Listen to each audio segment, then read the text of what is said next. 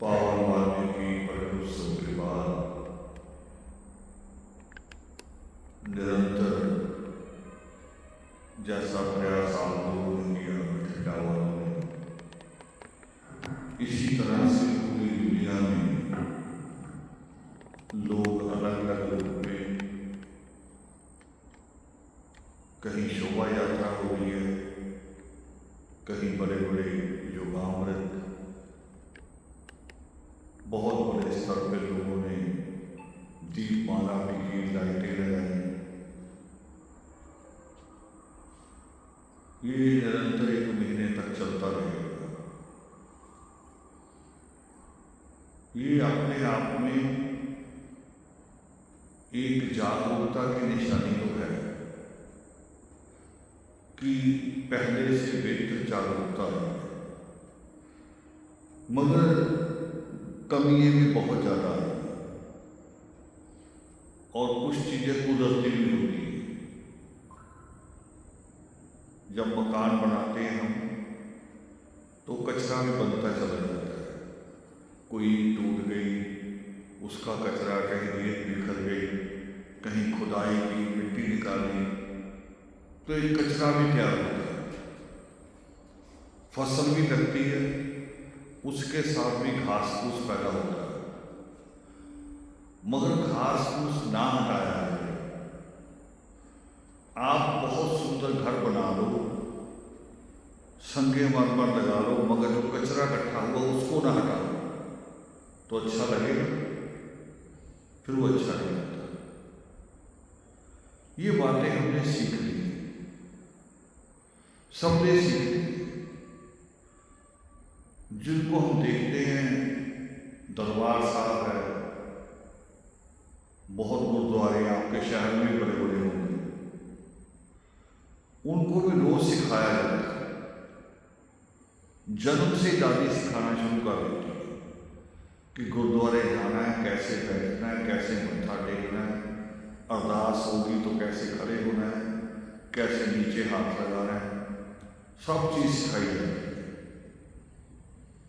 और प्रसाद भी उनमें सिखाया जाता है। उनमें प्रसाद बनता कड़ाह प्रसाद ही है, मगर उस कड़ाह प्रसाद में जो छोटी सी कृपाल में पहनते हैं उसको निकाल के उसमें चलाया जाता है। वो उनका अपना एक सिद्धांत है, सोच है। वो 2 चीजों को शामिल करते हैं, मेरी और पीढ़ी को। एक गुरु नानक देव से चली हुई परंपरा, एक गुरु गोविंद सिंह की तलवार की परंपरा, दोनों चीजों को शामिल करते हैं।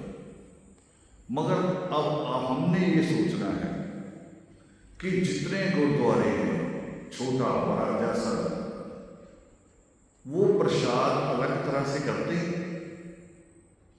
तरीका ये है, लंगर में जब रोटी देते हैं, हालांकि वो तरीका मुझे अच्छा नहीं लगता, हो सकता हो उन्होंने पता नहीं क्या सोचा हो, पर हमें नहीं अच्छा लगता। हमारा हाथ ऐसे होता है, रोटी यहां से गिराते, वहां से थोड़ा सा लगता है कि यहां कहीं ब्राह्मणवाद है, भी हाथ का चला होता है।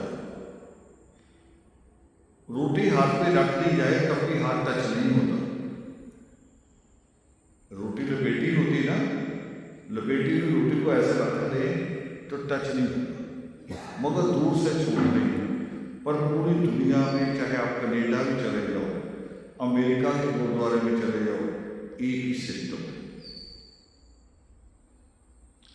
हम भी लगे हुए हैं कि एक सिस्टम बन जाए। गुरुद्वारों की कमेटियां अलग अलग होती हैं, हमारी भी कमेटियां अलग अलग हो सकती हैं, कई संस्थाएं हो सकती हैं। मंदिर कमेटी अलग, वाल्मीकि शोभा यात्रा कमेटी अलग, है ना, धर्म समाज अलग हो सकते हैं, मगर नतमस्तक होने का तरीका, पाठ करने का तरीका, अदब से सिर झुकाने का तरीका वो एक ही होना चाहिए। मुसलमानों में देखते हैं, उनमें भी बहुत सारे ग्रुप हैं, उनमें 2 बड़े ग्रुप हैं, एक शिया और सुन्नी। सिखों के अंदर भी बहुत सारे हैं, अब तो उनके महंत पैदा हो गए अलग से। जो खत्म हुए थे महंत 1920 के आसपास, उनको खत्म किया था, हटाया था, उन्होंने अलग गुरुद्वारे बना के फिर पैदा हो गए, मगर रिवाज नहीं बदले। अरदास, मत्था टेकने का तरीका वही सारा कुछ। शादी हुई तो किस तरह से आनंद गाज होगा, वो तरीका ही हमारे यहाँ है ऐसा।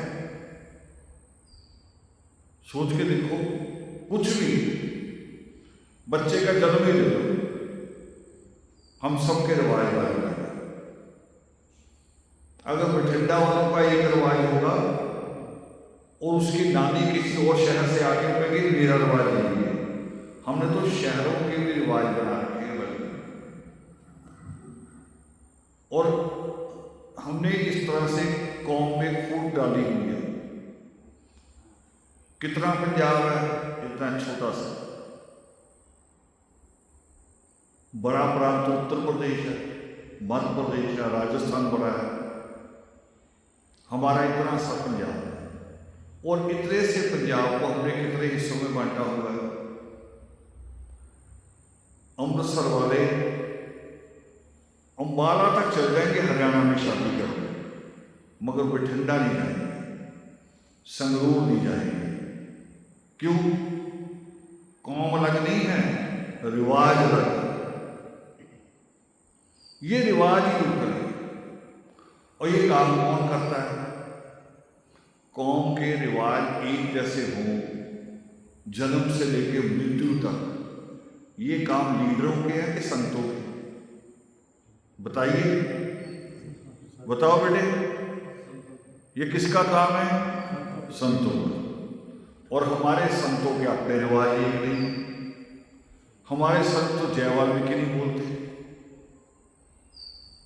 आपने जो माला पहन रखी, ये माला नहीं पहनते, वो कुछ और ही पहनते हैं और दावा करेंगे वाल्मीकि तीर्थ के मालिक हम हैं। वही देखा होगा आपने पूरी रात से अभी तक। कभी अभी तो कम हो गया, आप तो ड्रेस में थे, जो ड्रेस में ना जाओ। कईयों को तो कह रहे पहले सिर ढक लो, भाई गुरुद्वारा है, चलो मान लेते हैं गुरुद्वारे से अच्छी चीज सीखी आपने। पर कभी किसी गुरुद्वारे में कोई बड़ा उनका ग्रंथी मर जाए, उसको वही दबाया जाता गुरुद्वारे में। हमारे बाबों को वही दबाया जा रहा है। फिर ना आप सिखों की तरफ हैं, ना हिंदुओं की तरफ है, ना ईसाइयों की। आपको पता ही नहीं आप क्या है। आप खिचड़ी, दीनता दरिद्रता की निशानी होती है खिचड़ी। खिचड़ी अमीरी की निशानी होती है या पुलाव अमीरी की निशानी होता है? बताओ। तो खिचड़ी बना रही, हम उसको एक करना चाह रहे हैं, एक जैसे हम दिखे। संस्थाएं कोई ना हो, प्रधान हमारा कोई भी हो, मगर सारा सिस्टम एक जैसा। आपने वाणी सुनी होगी बार बार, जो सिखों के यहाँ होती है। उसमें हरि हरि शब्द भी आता है, विष्णु और राम शब्द भी आता है, गोपाल शब्द भी आता है, मगर उन्होंने उनकी फोटो लगाई भी गोपाल का आ गया तो हम भी नंदू गोपाल रख लें। हमारा प्रधान ऐसे कर देता है, हमारा प्रधान ये कर देगा। नया प्रधान बनाओ, उसकी बीवी जो मानती है उसको कहेगा मंदिर में ये भी करो। भाई क्यों करो? अब देखा हमारे यहाँ पंजाब में ईसाइयत फैल रही है। अब जो ईसाइयत फैल रही है, वो पहला काम क्या करते हो? वो पहला काम करते हैं कि घर में जितने चित्र हटा दो। सुना नहीं? चाहे वो परमात्मा वाल्मीकि जी का हो, चाहे गुरु नानक देव का हो, चाहे कबीर साहब का हो, चाहे देवियों का हो, वो कह रहे ये हटाओ सारे। आदमी हटाता कि नहीं हटाता? ईसाई बन के सारा कुछ हटाने को तैयार है, मानने को तैयार है। तो हम वाल्मीकि बन के मानने को क्यों तैयार नहीं? कई ऐतिहासिक मंदिर खराब किए जा रहे हैं, बड़े शहरों में जो अपने आप को कह रहे हैं हम बहुत बड़े चौधरी हैं, जैसे लुधियाना है, जलंधर है, अमृतसर वाले हैं, ये ज़्यादा खराब कर रहे हैं। ऐतिहासिक मंदिर होता था जलंधर का आली मोहल्ला, जहाँ से मूवमेंटेशन हुआ करती थी। कोई आंदोलन लड़ना हो सरकार के खिलाफ, कोई और चीज़ आ गई तो वहाँ से शुरू होता था। और आज उस आली मोहल्ले के मंदिर में जाओगे तो आपको परमात्मा की मूर्ति ढूंढनी मुश्किल हो जाएगी कि कहाँ है। हरिद्वार जाते हैं बठिंडा वाले के लिए अस्थियाँ लेके, वहाँ पे ऐतिहासिक आश्रम था, बाबा शंकर दास जी ने बहुत खूबसूरत बनाया था, पूरा जीवन लगा दिया था। अब जो चेले आए हैं उन्होंने फिर वही सारा कुछ कर दिया। और क्या दलील क्या देते हैं हमारे सारे लोग, कह रहे जी ये देवी यहाँ लगा लो, शिवलिंग भी यहाँ लगा लो, ये भी यहाँ लगाओ, फिर हमारी लड़कियाँ इधर उधर नहीं जाएंगी। मगर इधर उधर जाने से कोई रुकता है? रुका अब तक? आप जो मर्जी लगा लो, शंकर की मूर्ति लगा लो, मगर जो शंकर का बड़ा मंदिर लोगों ने वही जाना, तो फिर हम करेंगे। एक क्लास स्कूल की एक जैसी होती है कि दो जैसी हो सकती है? भी एक टीचर कहे भी आधे ब्लैक बोर्ड पे मैं मैथ पढ़ा देता हूँ, आप आधे बोर्ड के ऊपर हिस्ट्री पढ़ा रहे हो, चल जाएगा? नहीं हो सकता। एक समय में एक चीज सीखनी पड़ती है। और बहुत बहुत कम शहर ऐसे करते जो आपने किया कि वाल्मीकि प्रकट दिवस के बाद हम शुक्राना करने जाए, उस ईश्वर के आगे नतमस्तक हो, कहें कि हमने बहुत अच्छे तरह से प्रकट दिवस मनाया, आपकी कृपा है। बहुत कम शहर करते हैं, मगर उसमें थोड़ी चीजें बेटा जी और जोड़ो। अब आप रात को गए थे, कितने बजे पहुंचे हैं? 10 बजे। दरबार खुला था? बंद था। सुबह दरबार कितने बजे खुल जाता है? 6 बजे। तो 6 बजे मत्था टेक सकते थे। चलो आप थोड़े पाउडर लगाने वाले हैं, बालों को जेल लगाते हैं, 8 बजे टेक लेते मत्था, तो यहाँ कितने बजे पहुंच सकते थे? 1 बजे पाठ होता हमारा 11 से, वो हम खत्म कर चुके थे। गुरुद्वारे का टाइम है कि नहीं है? सुबह 1, वो किसी का इंतजार करते 5 बजे, चाहे एक आदमी भी ना आए पाठ शुरू। चर्च का टाइम है कि नहीं? मगर हमारा भी टाइम है। जब तक हमारा टाइम नहीं ना बनेगा, अनुशासन नहीं होगा, हम पास नहीं होंगे। जो बच्चा टाइम पे नहीं जाता स्कूल, वो पास हो सकता है? नहीं होगा। 1.5 घंटे का रास्ता है, आप 10 भी बजा देते वहां, तब भी 11:30 यहां आ सकते। अभी तो गनीमत है आपके बीच में औरतें नहीं तो आपने उनका बहाना बना देना था जी, औरतें टाइम लगाती तैयार होने में, मगर आपने तो औरतों से ज्यादा टाइम लगाया। लेके क्या जाओगे ये सोच के बताओ, लेके क्या जाओगे? क्या लेके जाओगे? मोबाइल की फोटो है कि सेल्फी की है?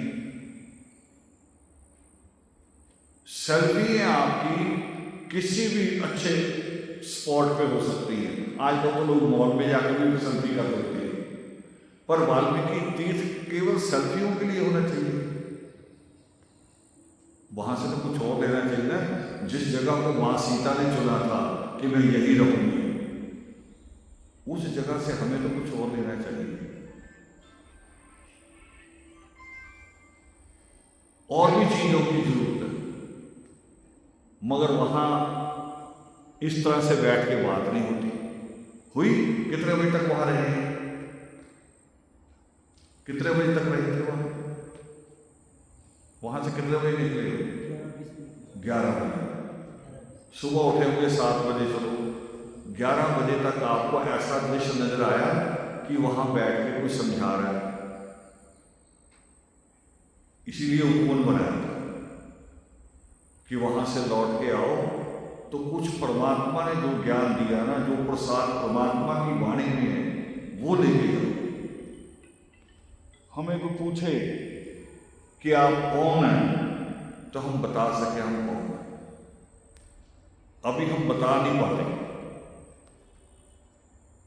जैसे सिख को आप अगर पूछो ना भी तुम दो हाथ तेरे भी मेरे भी दो हाथ, दो आंख तेरी दो मेरी, फिर तुमने एक केस पगड़ी क्यों रखा हुआ, ये कृपाल क्यों पहनता है, वो बड़े आराम से जवाब दे दिया कि मेरे गुरुओं का हो। हमें पता हमारे लिए क्या होगा। फिर बताओगे क्या आगे ये बच्चे कल को आपको सवाल करेंगे, नए बच्चे वो सवाल करते हैं, छोटा बच्चा भी सवाल करता है, क्या जवाब देंगे? नहीं दे पाएंगे। हमारे दादाजी बताते थे कि पहले जब पाकिस्तान नहीं बना था, वो सारा परिवार लाहौर का था। वो हमारे दादाजी केवल आए थे लुधियाना, तो प्रसाद को देख कहा करते थे, देख। फिर आपस में विचार किया उन्होंने भी देख तो जो होती है वो उनकी परंपरा मुसलमान, और वो तो बनाते भी नॉन वेज वाली है, उसमें तो बकरा काट के ही बनाया जाता है, यही बिरयानी बांटते हैं ना वो। तो फिर हमारा गलत क्या है? एक और नई बात आज बताने जा रहा हूं।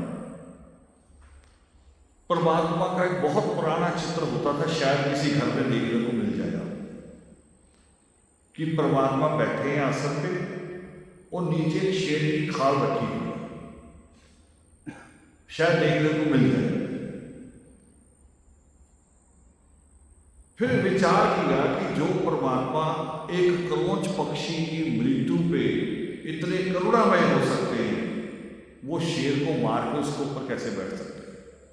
उनके लिए तो सारे जीव एक जैसे। फिर वो चित्र खत्म किया, उनका आसन हटाया, बनाया किसने होगा? हम में से किसी जैसे नहीं, किसी ने सोच के बना दिया है ना। देवी जिंदा शेर पे बैठी है, चलो जो बाबे हैं उनको मरे हुए शेर पे बिठा दो, कईयों को बिठाते हैं। यही सवाल जब बच्चे आपको कर ले तो क्या होगा? अब बड़ा सवाल देने जा रहा हूं। सृष्टिकर्ता वाल्मीकि दयावन ने पता नहीं कितने ग्रंथ लिखे, और जब कभी ग्रंथ की बात आती है ना तो हमारे दिमाग में क्या आता है? धार्मिक बात है, बिजी मत्था टेकना, शायद ये लिखा होगा, या लिखा होगा आंख बंद करके बैठो, नाम जपो। ग्रंथ, जब भी ग्रंथ की बात करेंगे तो धार्मिक सी बातें आएंगी। मगर सृष्टिकर्ता वाल्मीकि दयावन ने इसी ग्रंथ में लिखा कि आंख बंद करके बैठो, और आप हैरान हो जाओगे, उन्होंने एक ग्रंथ वो भी लिखा जो बच्चे पढ़ते ना, कई बार डरते पढ़ने से, जिस सब्जेक्ट को, मैथ के ऊपर उनकी किताब है, गणित के ऊपर 325 फार्मूले लिखे उसमें, ज्योमेट्री, ट्रिग्नोमेट्री, कि हवा की गति कैसे नापी जाएगी, हवा में गर्मी कितनी ये कैसे नापी जाएगी, हवा में नमी कितनी है ये कैसे नापी जाएगी। ये सृष्टिकर्ता वाल्मीकि दयावन ने लिखा है। और कल को हमारा बच्चा कहीं बाहर से पढ़ के आ जाए, यही बात सुन के आ जाए, और हमें पूछे तो हमारे पास जवाब है, ये होने ही चाहिए। हमारी बेटी, हमारे लड़के भी, अगर हमारे घर में कोई एक लड़की ईसाइयों के घर से आ जाए, हुआ होगा बठिंडा में, बहू बन के आती है मगर पूरे परिवार को ईसाई बना देती है, देखा ऐसे कभी देखा? और जो हमारी लड़कियां जाती हैं ये कर पाती हैं? अब ये देखो, ये फर्क कहाँ है? वो फर्क ये है कि उनकी चर्च हर संडे खुलती है, हर संडे कोई ना कोई नई चीज पादरी सिखाता है, तो लड़की के पास इतना मैटर है, इतनी बातें हैं करने की। हमारी लड़की को कौन सिखाएगा? लड़की को छोड़ो, लड़के को आपको कौन सिखाएगा? अगर मैं अभी गुस्से में रहता कि लैंडलॉर्ड लेट आए हैं, खाना खाना खिलाओ, जाओ,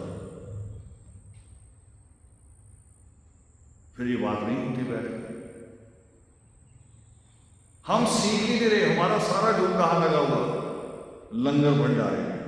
शोभा यात्रा में भी यही करते हैं, जो सत्संग होता है उसमें भी यही जोर होता है।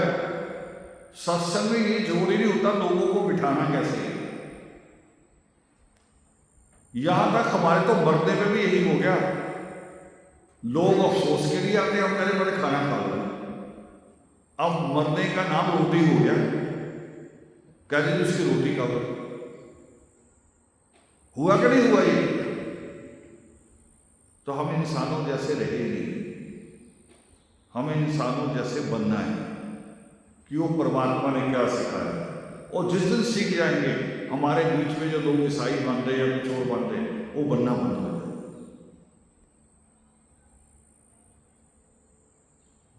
वो बनना बंद हो जाएंगे। अब आखिरी बात कहने लगा, बार बार मैंने शब्द बोला शोभा यात्रा। हम तो चल रहे हैं, बड़ी अच्छी ड्रेसें पहनी होती सबने, औरतें भी नए से नया सूट पहन के आती हैं, कई लड़कों ने ऊपर जैकेटें भी पहनी होती हैं बड़ी अच्छी, यानी सारा कुछ अच्छा किया होता है, बैंड भी अच्छा होता है। और एक मिनट के लिए अपना ये सोफा हटा के आप किसी दुकान वाले के पास खड़े हो जाओ जब शोभा यात्रा चल रही है, चुपचाप खड़े हो जाओ और फिर उससे पूछे कि क्या है, क्या चल रहा है, क्या जवाब देगा वो दुकान वाला? मूंगफली रेडी वाला बेचने वाला भी, मूंगफली बेचने वाला भी क्या जवाब देगा हमारे बारे में? क्या कहेगा? कहेगा शोभा यात्रा है। नहीं कहते हमारे बारे में, वो कह रहे जी चूड़ों की यात्रा, चूड़ों का जुलूस। और अब हम अपने ऊपर नाम के देखो, जितनी यात्रा चल रही है, तो 1000 आदमी उसमें है, आधी औरतें निकाल दो, बच्चे निकाल दो, बाकी 200-300 आदमी बच गए। 200-300 आदमी में ज्यादा क्या कौन से हैं, किस काम वाले हैं? उसी में है ना। और शोभा यात्रा किस दिन बनेगी? शोभा यात्रा उस दिन बनेगी जिस दिन सृष्टिकर्ता वाल्मीकि दयावान की कलम हमारे बच्चों के हाथ में होगी। आप यात्रा लेके निकलेंगे 1000 आदमी, और जिसमें 150 वकील होगा, 100 डॉक्टर होगा, और कोई ये भी बताएगा कि 20 जज भी हैं यहाँ, और हमें कहने में भी होगा कि ये शोभा यात्रा, गिनो इसमें कौन कौन है। और हम चले कहां से? हम सबसे नीचे से चले और सबसे ऊपर आ गए। ये होगी शोभा, अभी नहीं हो रही। और बल्कि जैसे कहते हैं ना, माँ बाप का नाम रोशन कौन करता है? बच्चे करते हैं ना। यानी हम उस सृष्टिकर्ता वाल्मीकि दयावान का नाम रोशन कर रहे हैं कि खराब कर रहे हैं? अभी क्या कर रहे हैं? अभी खराब कर रहे हैं। वो कहते होंगे उनके हाथ पे कलम, उन्होंने ऐसे ऐसे ग्रंथ लिख दिए जिसकी कल्पना नहीं की जा सकती, और ये पूरी की पूरी कौम अभी भी नगर पालिका की तरफ बढ़ी जा रही है, आगे जा रही है। तो ये चीजें बदलनी है। यही अवसर होते हैं जिस पे विचार होते हैं। हम रोज नहीं बैठ सकते, कारोबार भी करना है, परिवार भी देखते हैं, दुख सुख में भी जाना है। ये कभी कभी अवसर होता है जब हम बैठते हैं, विचार करें अपने आप में हम क्या और हमें आगे जाना है। तो आप बहुत लेट हो गए हैं, आगे अभी लंबी यात्रा है, लंबी बात नहीं करनी मैंने, मगर आगे से बेटा जी अनुशासन बनाओ, टाइम का ध्यान रखो। ये टाइम खराब करने वाले लोगों को कह दो भी आप ना आओ। हमने पाठ का टाइम रखा हुआ, कोई आए या ना आए, 11 बजे स्टार्ट करते हैं, 1 बजे खत्म करते हैं। हमने पाठ ईश्वर के आगे बैठ के करना, हमें भीड़ का थोड़ी दिक्कत करना है। भीड़ आ जाए तो अच्छी बात, ना आए तो भी अच्छी बात। हमने पाठ तो परमात्मा से प्रार्थना करनी होती है, अपनी गलती उसको दसनी होती है कि ख खोटे समन में धरो ज्ञान का बेर, काटो हे परमेश्वर बंदरों के। अपनी गलती उसको दूसरी बतानी होती है, उसके आगे नतमस्तक होना होता, भीड़ आए ना आए। किसी गुरुद्वारे में जाके देख लो, सुबह 5 बजे कई बार 4 ही लोग बैठे होते हैं, मगर 5 टाइम पे शुरू होते हैं। ये अनुशासन आप भी बनाओ, फिर ज़्यादा मजा आएगा। अब कई परिवार ना जिनके बच्चे पढ़ लिख रहे हैं, वो हमारे सत्संगों में नहीं आते। वो कह रहे हैं बुला लेंगे शाम को 6 बजे, शुरू करेंगे रात को 9 बजे, और फिर 12 बजे खत्म करेंगे, तो हमारे बच्चे पढ़ेंगे तो वो आते ही नहीं। हम कहते हैं पढ़ लिख के हमारे बीच में आते हैं। हमारा टाइम सही नहीं है। हम टाइम सही करें तो सारी चीजें कामयाब हो जाएंगी। दुनिया में जिसने टाइम की कदर नहीं की वो कभी कामयाब नहीं होता। स्कूल का टाइम है, कॉलेज का टाइम है, ड्यूटी का टाइम है, आप बसें पकड़ते हैं, उनका टाइम है कि बस कितने बजे छूटनी, ट्रेन कितने बजे छूटनी, जहाज कितने बजे छूटना। हर चीज टाइम से जुड़ी हुई है। और पूरा जीवन क्या है, ये भी एक टाइम है, जन्म से लेकर मृत्यु तक का टाइम। उसको चाहे खराब कर लो चाहे ठीक कर लो। तो आप सबको प्रगट दिवस की बहुत बहुत मुबारकबाद। और ये प्रयास अच्छा है आपका कि आप प्रगट दिवस भी मनाया और शुक्राना करने भी गए। ये परंपरा अपनी बना के रखिए, मगर अनुशासन के साथ। जय माता।